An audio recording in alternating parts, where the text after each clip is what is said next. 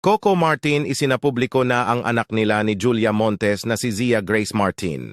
Kamakailan ay naging usap-usapan ang mga larawan ni Sam Milby at Julia Montes na kasama ang isang batang babae na nasa 5 taong gulang nang dumating sila sa Puerto Princesa, Palawan, noong ika-17 ng Setyembre. Ang kanilang pagbisita ay para sa nalalapit na proyekto, ang seryeng Saving Grace ng ABS-CBN. Ang mga larawan ay ibinahagi sa Instagram ng Dreamscape page noong Setyembre 28 at mabilis na kumalat sa ilang mga showbiz website. Napagkamalang anak ni Julia ang batang si Zia Grace na itinaguyod bilang anak ni Coco Martin. Sa caption ng post, sinabi na Julia Montes, Zia Grace, and Sam Milby received a warm welcome as they arrived in Puerto Princesa to shoot for their upcoming series, Saving Grace. Video and comment.